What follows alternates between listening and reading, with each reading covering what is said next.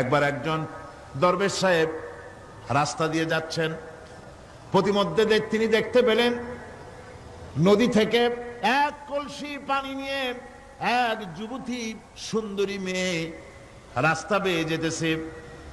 দরবেশ সাহেব দাঁড়ায় গেলেন আর ওই যুবতীর দিকে এক নজরে তাকায় আছেন, চোখে পলক দেয় না। এরপরে যুবতী থমকে দাঁড়ায় গেল। আধা বুড়া মানুষ, দাড়ি অর্ধেক পাইকে গেছে, দেখতে দেখায় খুব বুজুর্গ মানুষ, কিন্তু রাস্তায় আমার একা পাইয়া এমনি করে তাকিয়ে আছে আর চোখ দিয়েও তো পানি পড়ে। ব্যাপারটা কি?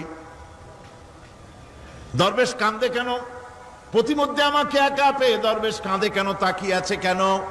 মহিলার চিন্তা জাগলো। শেখ সাদী রহমতুল্লাহ আলাইহি ঘটনা লিখেছেন, বাংলা কবিতার অনুবাদ করেছেন। একদা সুখদায়ক প্রমোদা বদন, দর্শন করি মম ঝরিল নয়ন। হেসে কহে সেরূপসী সবিস্ময় মন, কহ দেখি মহাশয় কহ কি কারণ। বিষয় বিরাগী তুমি ভুবনে প্রচার, কি হেতু জন্মিল তব মানস বিকার। যুবতী মেয়েটি বলছে, ওগো দরবেশ সাহেব, হুজুর সাহেব, আমি একটা যুবতী মেয়ে লোক, রাস্তায় আমাকে একা পেয়ে আপনি আমার দিকে তাকায় আছেন আর কাঁদতেছেন। এই বৃদ্ধ বয়সে ভীমরতি হলে কেন?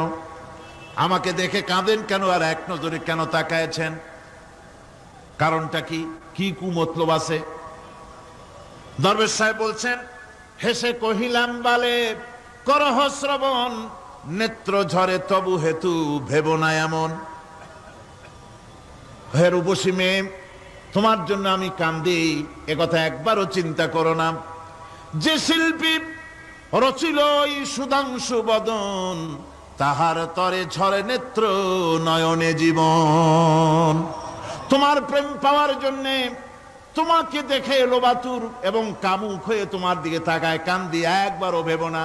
আল্লাহর কসম, আমি কাঁদতেছি তোমার এত সুন্দর স্বাস্থ্য আর চেহারা যে আল্লাহ রাব্বুল আলামিন বানায় দিলেন, না জানি সেই আল্লাহ কত সুন্দর। যার সৃষ্টি এত সুন্দর সে আল্লাহ রাব্বুল আলামিন না জানি কত সুন্দর।